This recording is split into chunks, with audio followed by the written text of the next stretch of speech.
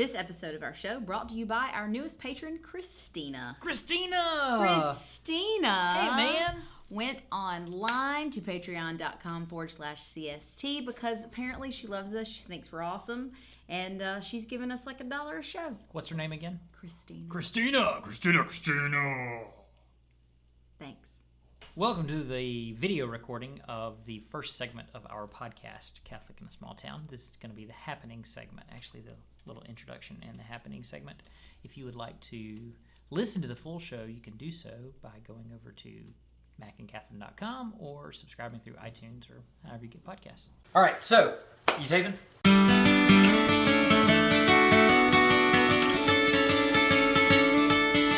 Not hot. Sea life, sunbathing. Hello, Catherine. Hi. How are you doing? Better. You look lovely as always. Thank you. A little hair and makeup right before. I actually sat down for the camera version of the show, and Ben opened up the screen, and I said, "Oh no, I said, "Hold on, Make it stop! gotta do my hair and makeup." I had my hair and makeup girl take care of me, and my little wardrobe situation. So. Consuela does hair and makeup now. Is it Consuela? Yeah. Why has it got to be like that? We're silly. The word unblowupable is thrown around a lot these days, but I think I can say with confidence. Okay, that shows you what could potentially happen. We're packing up more. Again. Often. Okay, so what was funny was, and we were explaining this to a friend of ours today, is that for like the last month, we've had to have the house. We went from like complete disaster of a house to really nicely kept house. I think it was like a 2-week period. It was like a 2-week period there where we had to have it in like showroom state. And we maintained that. And it was wonderful. It was great. Now, it was horrible getting to that position because we had to box up a bunch of our junk and send it away. Yes. And then we had to keep an eye on our children during that period of time. Yes. And be real jerks. Go ahead. Whenever they came into the kitchen, we just gave them the stink eye. The evil eye. Like, don't you dare make anything to eat. Don't you eat. Tolerate. There was one particular time where our buyer was coming over, and we had cleaned up. Everything was, the kitchen was perfect. And I come into the kitchen, and one of the boys has put water in a pot on the stove because he's getting ready to make ramen noodles. And you think, oh, that's not a big deal, ramen noodles. Nope. This is how ramen noodles works in our house. So you put the pot of water on the stove, right? That's fine. The water sits, the water boils. Have you ever seen a dog take a chew toy and like not just chew on the toy, but take the toy and like yank it back and forth with their head? Well, that's what our children do with the packet of noodles. The ramen noodle pack. Yeah. Because then you end up with ramen noodle bits all over the counter, all over the floor. And then when they tear the little spice packet, little bits of spice all over the counter. And then after they're done eating, it's like snowing at MSG. Then the wrappers from the ramen noodle. Ramen noodles are either on the counter or on the floor, or like part of them made it to the trash, but part of them didn't. And so, no, you can't, nope, not even ramen Crazy noodles. Town banana pants. That's what we're saying. That's what we had to keep a lid on. So it was just kind of Crazy Town, but not banana pants. Yeah. During that period of time. Yeah. And now that time is over. Thank goodness we are under contract and things have gone well so far. The inspector came and we were walking on eggshells during all that. But nobody's backing out of the deal. Not so far. Touch wood, as Sean McCartney would say. And so we just let our house go again. No, it is. It's not that bad, but it's just cluttered more. But we're back into that process of trying. Actually living. Well, living, but also trying to, okay, so now we have attic space we've got to clean out. We've got the building. You got back in the building and got that cleaned out. We've got the closets and under beds and in cabinets that you never go in. Last couple of days, Ben and I cleaned out the attic space, and this afternoon I made 2 or 3 trips out to the storage unit to take that stuff, and all that's going on. But here's the benefit of doing that stuff, is that you end up going through your junk. And we had like these 3 big sleeves of CDs If you're listening to this in the future, CDs were this medium in which it was a clear plastic and aluminum disc that you put in what's called a CD player, and it would hold 10, 12, 13, 15 songs maybe in a wave format, and people would rip, quote unquote, rip these onto their computers. And so we went through the sleeves of music. You and I came of age during the CD revolution. Yeah, well, Like, yeah. I mean, my first real stereo system, no, my first real stereo system didn't even have a CD player on it. I was like 9, and CDs had just sort of come on the market. Mm-hmm. And then about the time I was 13, like 11, 12, is when CDs became a thing, and I got my first CD player, I think when I was right around 11 years old. Yeah, I did. I was 12. Did you join Sony Music? Of course I did. Of course no, it wasn't Sony. It was Columbia House. Columbia House. Yeah, And pay they a would penny and you get like 12 CDs. That's right, exactly. You give them a penny, and then there was a subscription service. You had to buy 8 within a year, and they all cost like $25. That's right. And if you didn't fulfill your obligation to them, then they would charge you $200. Yeah, it was insane. It was ridiculous. My first stereo had a 5 CD disc changer in it, and it had 2 tape decks side by side. Sure. So you could still do mix, and you could record from your CDs onto your tapes and make mixtapes. What was your first CD? I got Harry Connick Jr. That was your very first CD? Harry Connick Jr. When you were 11? Yes, I loved Harry. How scandalous. Harry Connick Jr. and Sandy Patty. no, Natalie King Cole, Unforgettable. Well, yeah, it Natalie. would be Natalie, yeah. Natalie Cole. It was Unforgettable. The Unforgettable album. I don't remember that. You know what? I do think I got Wind Beneath My Wings. The Beaches soundtrack, I think, was in that first 6-pack. And oh shoot, what else? I can't remember what else, but I know definitely those 3 because I could probably, if you started playing those albums right now, I would know them, every song, line by line. I could read. Oh, and When Harry Met Sally soundtrack. Okay. I had that one as well. My first CD was Joe Satriani, Surfing with the Alien. Of course, I don't even know what that is. But It's instrumental sounds music. awesome. It's We're the weirdest people. yeah. But Do it you was remember having like real albums, like records? Mhm. The only record, because remember, I bought my first stereo. I was 9. By the time I really got into music, nobody bought records anymore. Like records were a thing of the past. But the only record I ever bought was Tiffany. Do you remember Tiffany? I think we're alone now. There doesn't seem What to was be her, like, love anyone ballad? around. What was the slow one she had? Think about what could have been. Yep, yeah. Like that. I was 6th Yeah, grade. I had the tape. I remember going to a dance in the 6th grade, and I remember everybody wanted to slow dance to that song. Totally remember that. You know, the only thing I ever stole out of a store. Go ahead. The only thing I ever stole out of a store. I was 11 or 12. Was this in your heavy metal phase? Yeah. Well, no, it wasn't. It was Roy Orbison's single. What was it? You Got It? You remember that? Yes. Doom, doom, anything you want. You got it. Yeah. Anything you need. Kids are That stupid. must have come out on. That must have been like on a soundtrack, which is probably why. No, popular. it was. He released an album. He released an album then. Yeah. Anyway, Anything at all. and you ask me now, why You did you got do that? I don't know. I Kids don't are know. brain damaged. They're brain damaged. Anyhow, with that CD player with the tape decks. Yes. Do you remember when Batman came out? With Do you remember the Michael Keaton Do you remember Batman. the soundtrack for Batman? Yes. Not the score, but the soundtrack Sure. by Prince. Sure, right. Well, I was totally into Batman and the movie, and I got the soundtrack even before I saw the movie, and it had all this spoken word stuff on it. It had all these movie clips, and so I would take the tape decks and I would edit them down into like funny little statements of Jack Nicholson. Because you're silly. Because I was listening to Dr. Demento at the time, and that's what they would do sometimes, and I don't know why I did it. So Kids, funny. brain damage. Anyway. So CDs. Why CDs, are we talking about CDs? Because, and Greg and Jennifer talked about this a little bit last week. about like music bringing you joy and whatever it is from pop culture that used to bring you joy that you've forgotten about. Well, just dip your toe back in it, Well, the CD sleeves are there, and I've been thinking for the last 3 or 4 weeks that I need to dump what I want into the computer. I knew it wasn't a lot, all right? 2 or 3 songs from every 3rd or 4th CD. Sure.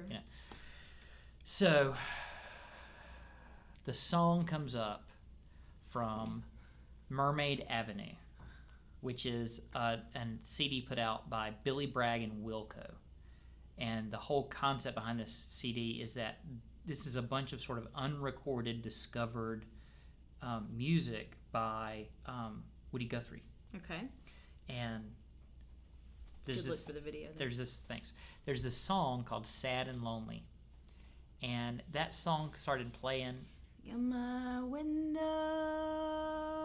I'm sad and lonely. That song started playing, and 30 seconds later, I wasn't weeping, but I was crying. And I don't even know why. And you asked me, what are you crying about? I was sitting at the desk. He's listening to the song, and I kind of turn around, and he's just like, he wasn't like weeping, but like it's all red faced, and tears are coming down his face. And I was like, what's the matter? And it was just, it was like, it's super concentrated memory is what it is. And it just took me back to us living in Savannah. We were young and beautiful.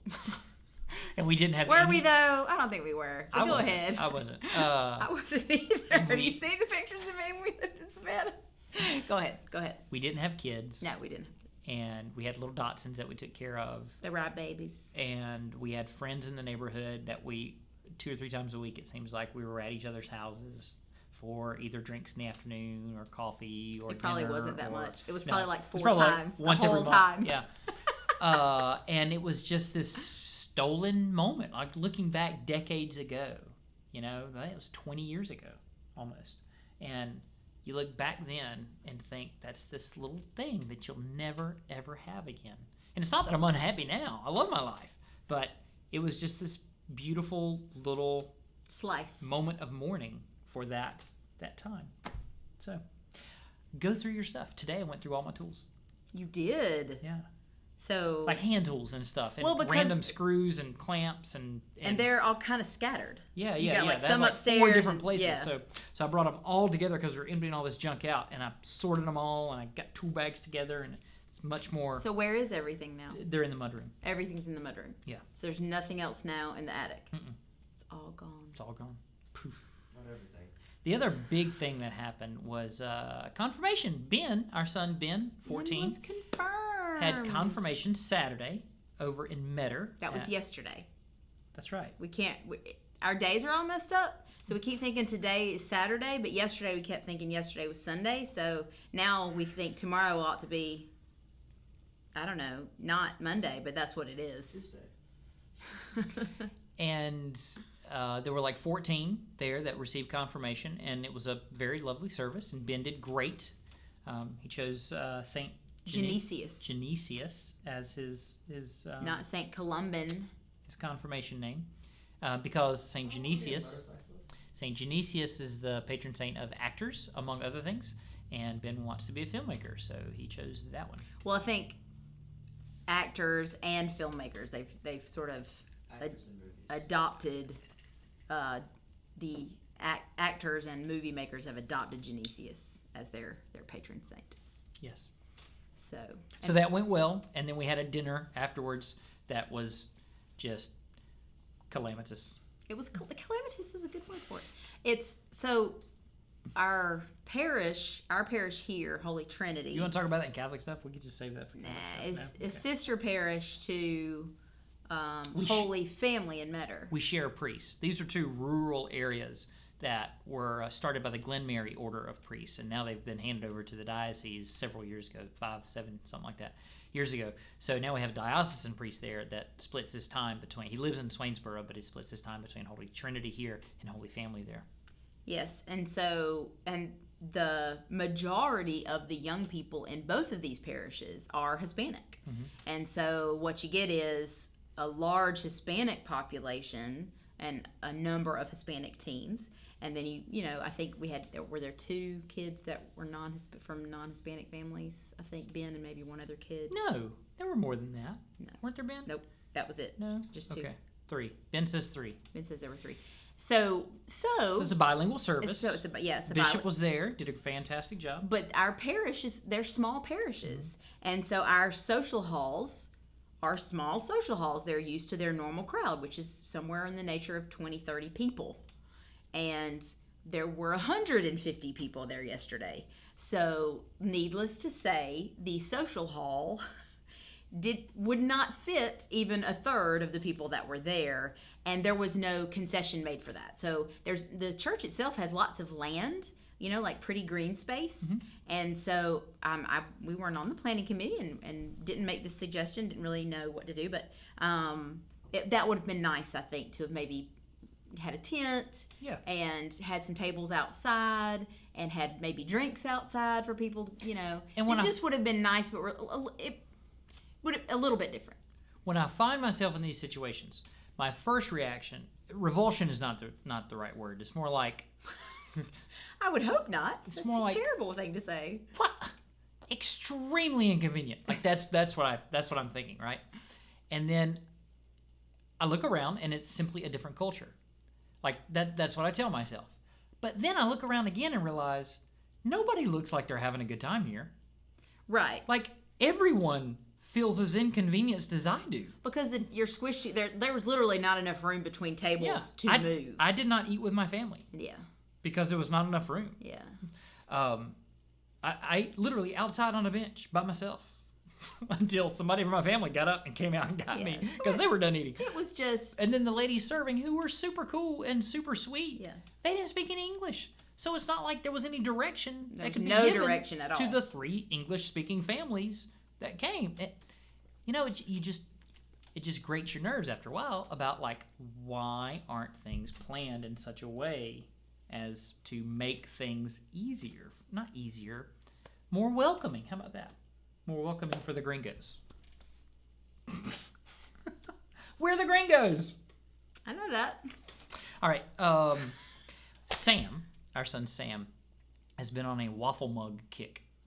Now, I've missed waffle mugs. You missed waffle mugs? Oh, this no. Was like that was like a week and a half ago. I forgot to mention it. So Sam makes waffles in the waffle maker. And then he picks them to pieces and he puts them in a mug and he slaps some butter and some syrup in there and stirs it up and hands it to you. Don't forget powdered sugar. Did you have powdered sugar? Yep. Well, that's because he loves you more than me. Mess but it's a delightful little breakfast. Gets pretty syrupy there down at the bottom. Well, what's nice about it, I guess it just depends on if you want to sit. So it's really nice if you want to sit in front of the TV because... You don't have all this sticky accoutrement. Waffles are messy, and so you can have a mug with your fork, and you can just eat waffles out of the mug. But it's nice. Or you want to sit on the porch. Well, the waffles, you need them to be kind of crispy. So when he was doing the waffles, they weren't like thick waffles; they were like really thin, so you could see through. So you don't pour enough. It looks like batter. It looks like a waffle cone, just the slats, is what it looks like. It's like trellis, like waffle trellis, yes. Super trellisy, crystalline, trellisy. Waffle stuff. What? Fries. Waffle fries. So they use the waffle matrix. Yeah. Catherine, we want to do a little public service announcement here We do? now. Yes. Okay. Kids, one day you will need a mortgage, and we have travailed some obstacles when it comes to mortgages, and Catherine is here to tell you what she has learned about mortgage lender insurance. Do you want me to talk about the owner's insurance? Owner's title insurance. I'm going to give you 2 minutes to talk about title insurance. Go. Do you really want me to talk about this? So we can save it for next week if you want. So on the, it's called the good faith estimate is what it's called. So it's a good faith estimate that your lender sends you of all the fees and stuff. Okay. So on our first, this is funny. So as we were looking up, we had to go look at our current mortgage. I found all the paperwork for that. We were trying to find something for someone. And so I was looking back at that paperwork and the HUD one, which is basically your fee schedule for your your loan. And looking back at that fee schedule, there are fees on there that I would have sworn to you that my broker said, no, you're not going to have to pay that they wasn't on there at all. And I never even looked at any of these things. I just went to a local person who's a broker, and we had worked with them before, and we really liked them, and so we just let them do it all. Mm-hmm. That's not to say they're not good people. I'm not saying that at all. I'm saying that you, the consumer, has a responsibility to look at your paperwork. Mm-hmm. So this time around, I was looking at our paperwork, looking at everything, and there was something on there called owner's title insurance. And it was a pretty hefty sum, about $1,000, and it said optional out next to it. And I was like, That wasn't optional. no, it wasn't that. It was just that, why would I pay for $1,000 for something that's optional? So let's tell the folks what it is. Okay, so when you buy a piece of property, a title agent does a search of the title of the property you're buying. This is for the lender so that they know that the title is clean. So that means the person that is selling it to you has the right to sell it to you. So that there's not somebody 10 years ago that actually has the right to that piece of property. Mm-hmm. So they do a title search to verify all that. Okay, you pay them to do that for you. Mm-hmm. The lender, you, the buyer, the mortgagee, has to also pay for title insurance for the lender. So that if the person who you paid to do the title search got something wrong, And there's somebody that does hold the title. and there's somebody that does have a claim on your property, that insurance protects the lender that you're getting the mortgage from somebody else coming and saying they own the property. So none of this actually protects you. Nope, It only protects the lender. that's right. And the person who did the title search, they really don't have any responsibility. If they miss something and it comes back later, well, they're like, oh, sorry, I didn't know about that. So they want you, the owner, to also buy insurance against the title. $1,000. Now, I being the person that I am, I researched this, and I found out that in most insurance businesses, there's like the ratio, the payout ratio, whereas the insurance company collects a certain amount of money, they have to pay out a certain amount of money. What's left is what they make. That's their profit. Mm-hmm. So they want to lessen the amount that they pay You're out. way past 2 minutes. I'm just letting you know. Most people like 50%, 50-60%, in the auto industry, the healthcare industry. In the title insurance business, it's somewhere between 2 and 5%. They make 95% of what they collect, they keep. Not just that, but the insurance company only gets about $200 of that $1,000. $800 of that goes in commission to the title agent who actually provides you the insurance. So kids, if you're in college and you really want to bilk people, go into being a title insurance agent. Not only You this, heard it here first. wait a sec, not only this, but there are only about 4 or 5 of these companies that service 92% of all the insurance in the country, which means that they have a complete monopoly. There's hardly any, competition in the marketplace. So here's your life advice. 1, become a title insurance agent. And 2, don't buy title insurance. And I'm sure there's somebody out there that's going to tell us we should buy it. We're not buying it. Your lawyer's going to sit across the table from you with an enormous stack of pages, and he's going to tell you what each one is that you have to sign. Mm-hmm. And when he gets to the title insurance, you tell him, no, thank you. And he's going to go, are you sure about that? Are you You're sure going to about go, that? yes, I'm sure. Thank you. And then when somebody sues you later for your property, you're going to come and blame us. But it's not our fault. Not our fault. You We have taken out podcast insurance so that any advice we give, we can't be held accountable for. I mean, just for liability purposes. It's for entertainment purposes We should only. probably say, this is for entertainment purposes only. We are not licensed anything. Well, I'm a licensed nurse and you're a licensed professional teacher, media specialist. Both. Neither one of those give us the right to give you advice. So this is just our personal opinion. There you go. Well, that is the end of the happening segment of our show. Again, if you'd like to hear the whole thing, please go over to macandgather.com or go to iTunes or wherever you get podcasts. And look up Catholic in a Small Town.